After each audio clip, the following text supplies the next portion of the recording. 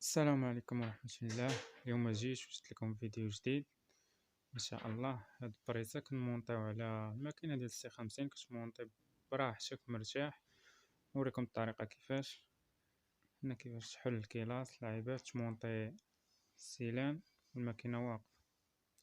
نعاودو نزيرو، غير نشرحو لكم دابا. من بعد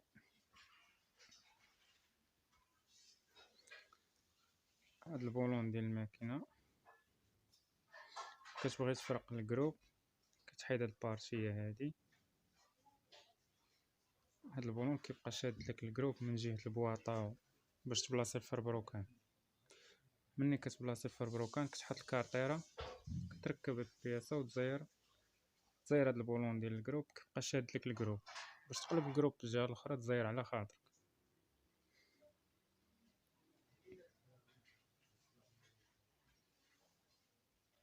من بعد ندورو الماكينة باش نحلو الكارطيرة ديال لومبرياج. الماكينة باقا فيها الزيت، غادي غير نشرح لكم كيفاش طريقة الحلان والسدان ونعاود نزير. داكشي كيتخدم مرتاح، كيشد لك حتى شي واحد، ما تحتاج لصندوق ولا شي حاجة، كتخدم مرتاح على راحتك.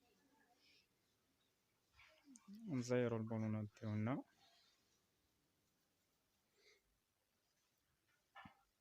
طريقة سهلة. من بعد ندورو للجهة الاخرى، تركب بينيو ديالك كاش طابلو.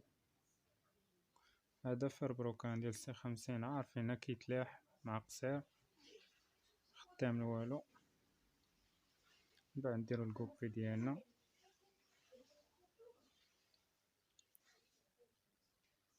بغيتي تهز الماكينة ديالك، تهز العبار اللي بغيتي باش تخدم مرتاح. المهم ما تنساوش ديروا جيم، بارطاجيو الفيديو، ديروا لايك، تابوناو في لاشين. السلام عليكم.